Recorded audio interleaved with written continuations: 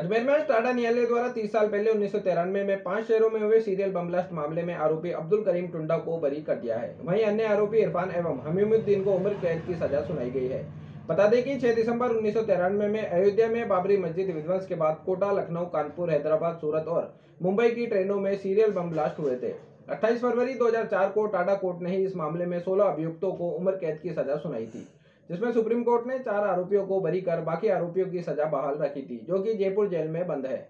वहीं अब्दुल करीम टुंडा, हमीमुद्दीन और इरफान अहमद के खिलाफ टाडा कोर्ट के जज महावीर प्रसाद गुप्ता ने आज अपना फैसला सुनाया, जिसमें अब्दुल करीम टुंडा को बरी कर दिया गया है। इस मामले में हमीमुद्दीन और इरफान पर आंध्र प्रदेश, यूपी, गुजरात, राजस्थान और महाराष्ट्र के शहरों में बम ब्लास्ट करने का आरोप था।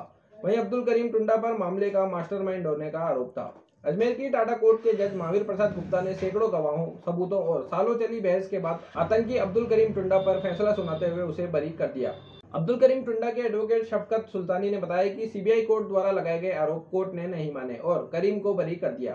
वहीं अन्य 2 आरोपी इरफान और हमीमुद्दीन को न्यायालय ने दोषी माना है और उन्हें उम्र कैद की सजा सुनाई है।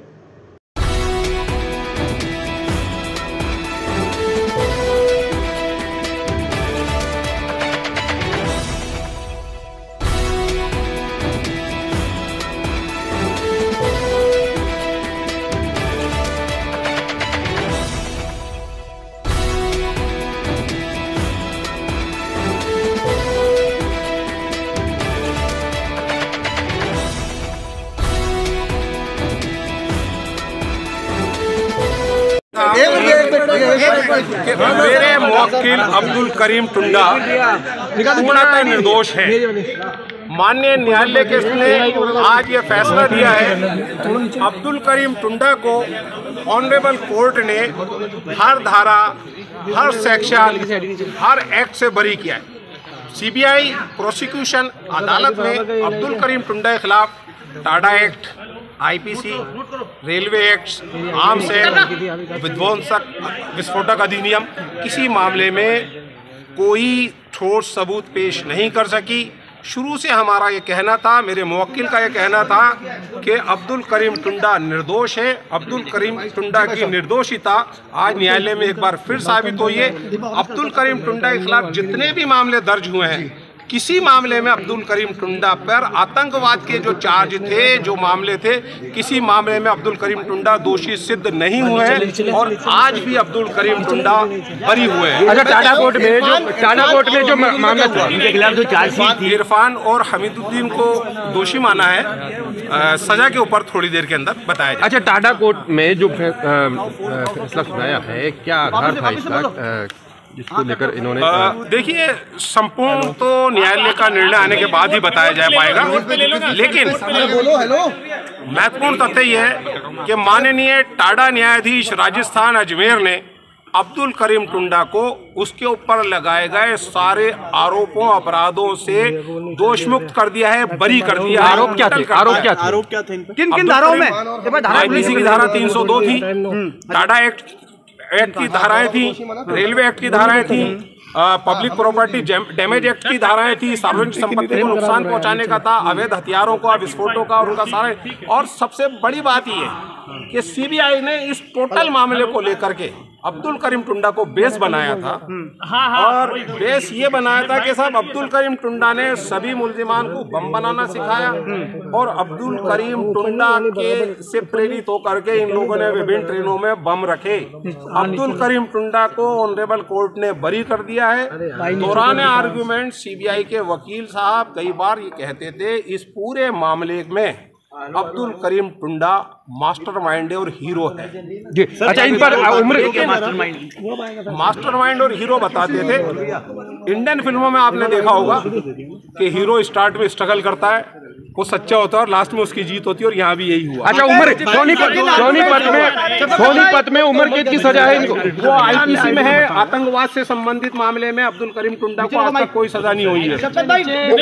आर्गुमेंट ज्यादा प्रभावशाली साबित हुए पर वो निर्णय आने के बाद मैं आपको संपूर्ण बता पाऊंगा, लेकिन हमने माननीय न्यायालय के समक्ष ये अपनी बात पूरी तरीके से रखी थी कि अब्दुल करीम टुंडा के विरुद्ध कोई भी डायरेक्ट एविडेंस नहीं है, कोई इन्वेस्टिगेशन नोट ऑनरेबल कोर्ट में नहीं आया, कोई कन्फेक्शनल स्टेटमेंट नहीं आया, कोई सप्लीमेंट्री चार्जशीट नहीं आई। किसी गवाह ने ये नहीं कहा। सीबीआई के कुछ गवाहों ने तो इतना तक कहा है कि हमें इस प्रकरण में अब्दुल करीम टुंडा के लिप्त होने के लिए उसका नाम या जानकारी किसी गवाह ने नहीं दी। इसके खिलाफ उम्र कैद का भी मामला था ना। टाडा एक्ट में 302 में उम्र कैद तक की सजा होती है ना। सोनीपत में सभी सब धाराओं में बरी कर दिया हत्या के आरोप से। और इरफान को आजीवन कारावास दिया गया है और टुंडा को बरी किया गया है। क्या दलीलें रही कि टुंडा को बरी कर दिया गया, क्या कारण रहा? वो पूरा फैसला पढ़ने के बाद बताया जाएगा। बहुत बड़ा फैसला है, तो देखा जाएगा, उसके बाद बताया जाएगा क्या है। और इन दोनों को, जो इरफान और अमीरुद्दीन, इनको दोषी करार दिया गया। और टाडा एक्ट की धाराओं में 307 IPC व 120B, रेलवे अधिनियम की धारा 150, 151 और लोक संपत्ति अधिनियम की धारा 4, इन सब के तहत इनको आजीवन कारावास, सबको सजा, सारी सजाएं साथ चलेगी दोनों की। ये लोग अब्दुल करीम टुंडा को बरी किया। कितने साल से जेल में दोनों? ये दोनों करीबन अलग अलग है, 2010 और 2015 से। बाकी साहब, क्या कारण रहा कि दोनों को सजा हुई है और करीम को रिहा कर दिया है? वो कोर्ट एक बार निर्णय देखने के बाद पता। टोटल कितने आरोपी है पूरे मामले की अगर बात करें? जब से लेकर 2004 में भी एक फैसला है। आरोपी थे पहले 15 या 16 को सजा पहले हो चुकी है। जो मुझसे पूर्व जो थे वो 2004 में हुई थी।